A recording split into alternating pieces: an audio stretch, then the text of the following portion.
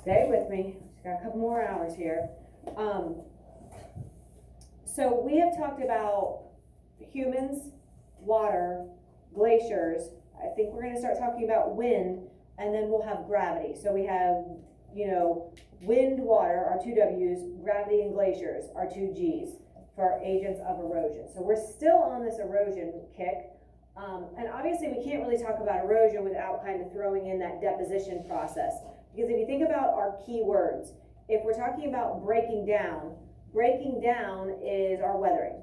If you talk about things that get broken down, you're talking about small pieces. What's the special name for small pieces? Sediment. Okay, and once you have sediment, then it's easy to transport. What matches with transporting? Marcus? Good, erosion, which is kind of what we're on. And then things don't get carried or transported indefinitely. At some point, it's going to get dropped. So what's our word for dropped? Deposition. Very good. All right, you guys are doing great with this.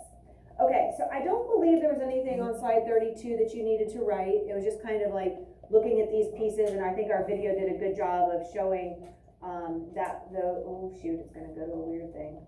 Ooh, don't do it. I didn't mean it. Okay.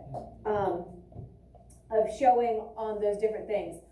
Please be practicing your vocabulary. We are going to have a quiz for vocabulary on the 19th, which is next Wednesday. So we're not together Monday. Tuesday, we will wrap up anything we don't get to today, and then Wednesday will be the vocab quiz. All right? Reminder, over the weekend, what should you be doing for your exam? Deposition, erosion, weathering. Yep. Try to get one of each. If you can't find one of each, like at least get 3 pictures total of different things. Maybe you have to have all 3 for weathering, or maybe 2 for erosion and 1 for weathering, or something like that. But you will have to have 3 pictures. So you have a 3-day weekend. Plan accordingly. Look at your weather apps. See like what day is going to be a good day to be outside taking pictures and things like that. Make sure you are allowed to be where you're taking pictures, and make sure you are safe wherever it is. Like, don't be like wandering down the middle of the road and being unsafe. Yes. Or walking on the ice lake. Don't do that either. Yes. Okay. So we are now going to talk about erosion and wind. So sediments can get carried by fast-moving water, but they can also be carried by the wind as well. And I think I gave you the example of that very beginning scene in Forrest Gump, where that leaf has just like that instrumental music, and the leaf keeps getting blown up, and then the wind slows down, and then it picks it back up again, right? That's what I always picture when I get to this section. So the faster the wind, the more sediment it can carry, just like with our bottle, right? So if I just barely move it, it's going to move the lighter sediment, and that's why it kind of gets a little murky looking. But if I give it a lot of force and it's moving quickly, then it can carry all that sediment. Same thing with the wind. If you just have a slight breeze, it can move a little bit. But if you have like hurricane strength wind, right, you can get all kinds of things moved. Move a house. So, yeah. So as soon as the speed of the wind slows down, that's when the deposition is going to happen. And again, think of a leaf being carried in the wind.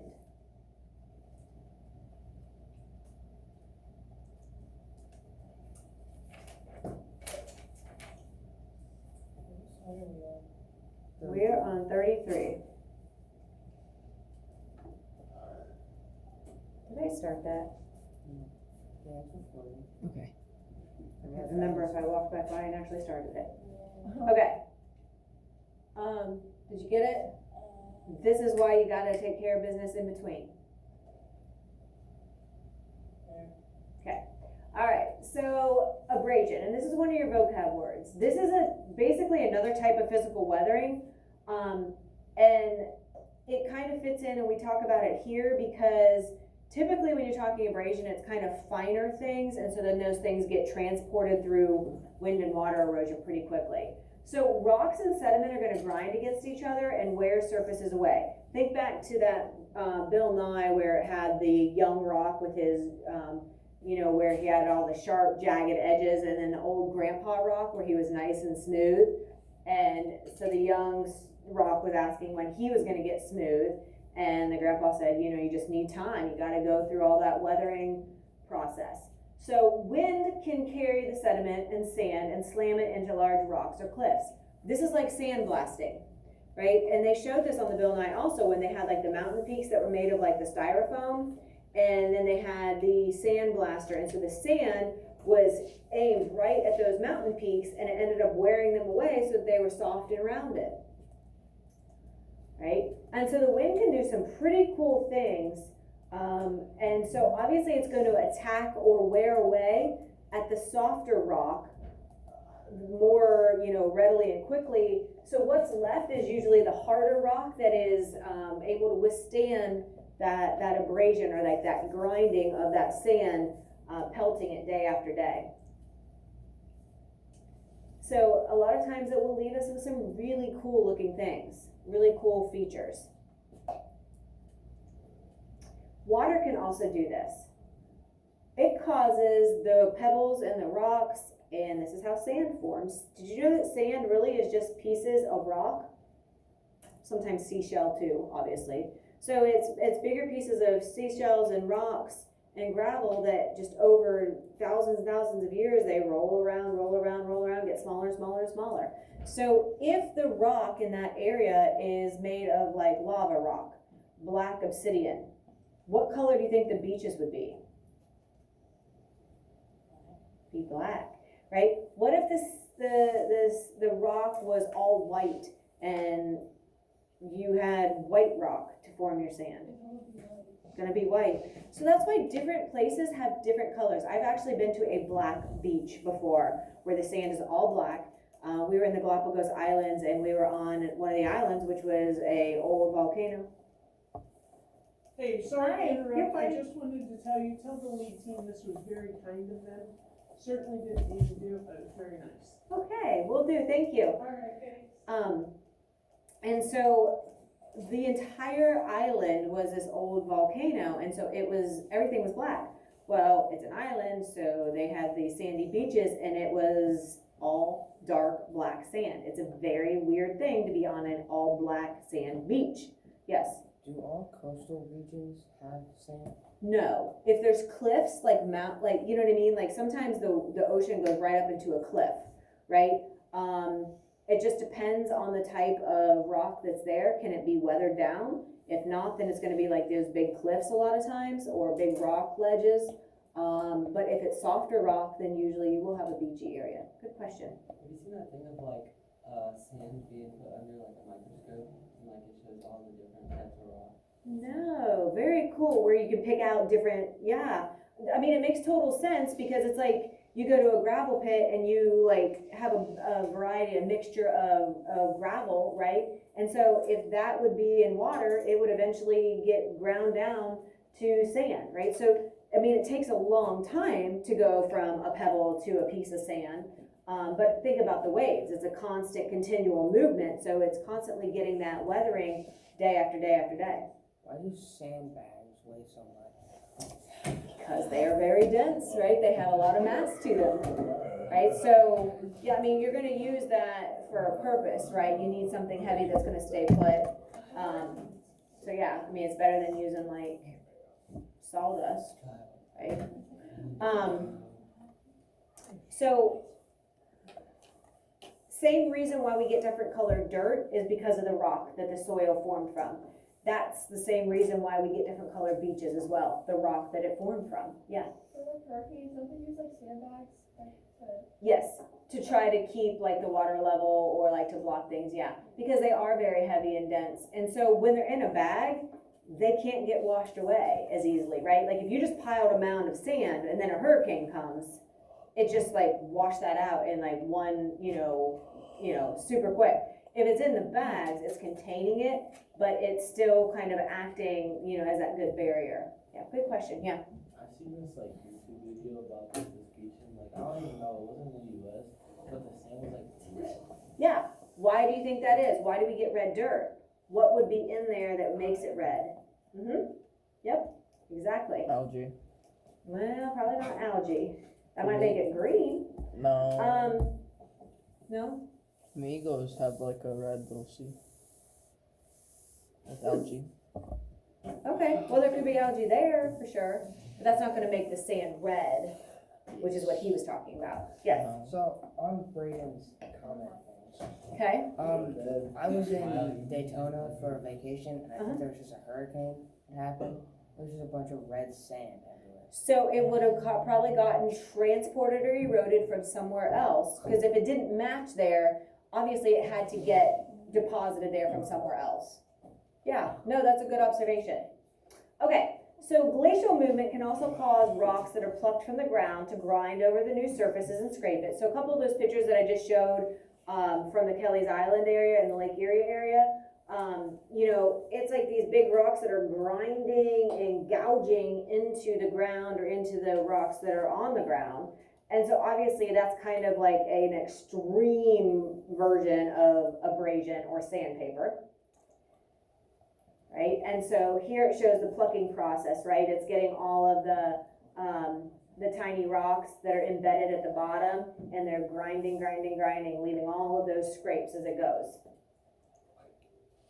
And again, in the video, it showed that that's how the Great Lakes formed, how the Finger Lakes in New York formed, right? Huge gouges that eventually then filled in. Because they got blocked off when sediment kind of didn't let water flow back out. Pretty, think of the size and the force that a glacier would have to leave those big of striations and marks. It's pretty impressive and powerful. All right, and so all of these cause sediment to act like sandpaper and physically weather the rock. Once it's physically weathered and broken down, then it's an easy candidate for wind and water to transport and move it.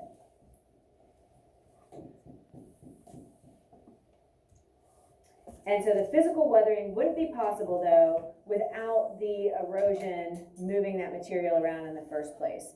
So all of these processes kind of go hand in hand. You can't talk about physical weathering without talking about erosion. You can't talk about deposition, there'd be no deposition if things hadn't gotten moved or if things hadn't gotten broken down into small pieces in the first place. So all of these things are kind of intertwined. All right, so dunes. This is still talking about wind erosion. You can get any kind of barrier, a clump of grass, a rock, anything that can form an obstacle. If sand hits it, it's going to slow the speed and it's gonna drop that sand there. And that's how a dune forms. We have a different version of the dunes here. What do we have in the winter that can act like sand dunes? Any thoughts, any guesses? Anybody I haven't heard from yet today have a thought? What do you think? Yeah, absolutely, snow, right? So we don't have sand dunes, unfortunately we have snow drifts. Right? And so there's probably places on your road or in your yard that always drift because the wind usually comes from the same direction. And so typically we're going to get the same kind of effects. So if there's anything that is kind of an obstacle or like, a rock, some grass, even bushes a lot of times, as soon as the wind that hits that obstacle hits that rock or whatever, it's going to slow down just a little bit. And so if it was carrying snow or sand with it, it would slow down, and so it would cause that to drop. So this is why snow fences work. We don't want the snow drifts to drift over the road, right? So we try to control where they're going to drift, because we can't control the wind, like turn it on or off, but we can control, like kind of slow it down a little. And if we can slow it down before it hits the road, that's going to be a good thing. So that's why usually a lot, like even at the sharp curve on 19, right past there's usually snow fence, because the wind whips across the road right there and ends up causing a bad drift. So a lot of times they'll put that snow fence kind of parallel to the road, so it causes the drift right before the road, and then it leaves the road clear. The wind is still blowing across the road, but it doesn't have the snow with it to drop it when it hits the road. So we can again kind of outsmart Mother Nature by understanding these processes. So see how this fence kind of catches the snow? It's not that the wind can't get through. It gets through, but it slows it just enough to cause it to lose strength to drop the snow with it. Braden, do you remember what you were going to say? Yeah, like in North Carolina, when I go up there for vacation, there's like dunes that like off the beach with like plants like, Mhm. like I don't even know what they're called. Yeah, like the seagrass and stuff, Yeah. like, yeah, yep. And that's part of the reason the dunes are there is because it hits those weeds, that grass sticking up, and as soon as the wind with the sand carrying in it hits that, it slows down just enough that it drops it, and like the wind keeps going, like you don't see the wind stop and drop and keep going again. Like it just seems steady, but it's just enough, because think how fine and small the sand is. Just a little change in that speed will cause it to drop. Or if it speeds up, it'll cause it to pick that sand back up too. Is that why in like Michigan, like some of the roads are just sand because the dunes up there are just so. Yep, that's part of it. Good. All right, so we're gonna look at some coastline formation. This goes a little bit with what you were talking about, David. So there's gonna be three main things that affect coastlines, because not all coastlines are the same. But they're all gonna have waves that pound against them. And so if they're smaller rocks, they're gonna break that down probably into sand. They also might be pounding into cliffs, and they might form some kind of interesting shapes along that stone wall. There's also currents that are constantly moving sediment. And then there are tides. The tides coming in and out and in and out and swirling and kind of exchanging that sediment all around. So we have some rocky shorelines. This isn't like a true coastline, but if anybody's ever been to Lake Cumberland, there's not really beaches and stuff because it was a man-made lake and they dug it out of big, like it's a big rocky area. So all along the whole lake is rock, like big boulders and cliffs and, pretty dramatic edges. And again, that's not a coastline, but you'll see that same effect along some oceans as well. What's gonna happen, just like everything else, softer rock is gonna weather first and then it gets eroded. And so sometimes you can leave like little islands of harder rock. And they showed that in the Bill Nye with those hoodoos. And then sediment can slam into those rocks as well, slowly wearing them away. Obviously, you also have the sandy beaches, right? These are our more vacation-y like areas typically. Smooth, gentle slopes, and that sediment keeps getting redeposited. It pulls it out and then returns it, and then pulls it out and then returns it. So you get that constant deposition happening along the shoreline. I can't see. Sorry, hold on, let me go back the other way.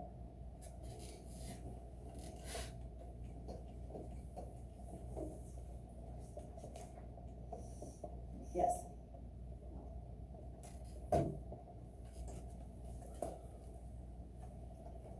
Okay.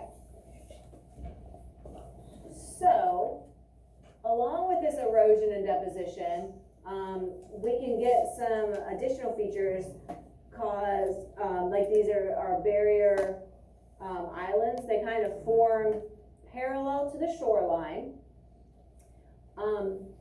They are not stable, solid, like permanent features because they are basically made from sand. They just so happen like sometimes we put seawalls to kind of cause this to happen. Other times things just kind of naturally cause a buildup of that sand. And if it gets above the water level, then, it can look like these islands and they just are running parallel.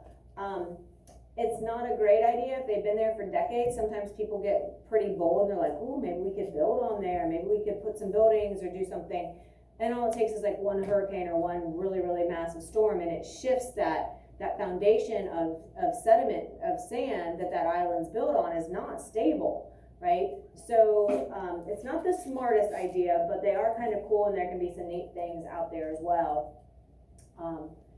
And sometimes people can go there and visit, but again, probably building anything on it is not the smartest idea. Is that what happened in Florida with the Keys? I am not sure. It's a possibility, but I can't tell you 100%. I wouldn't want to tell you wrong. But they have a lot of similarities, so I'm guessing that this is a good possibility. And like those, like islands that are like close to Daytona, like those islands there, Uh-huh. those barrier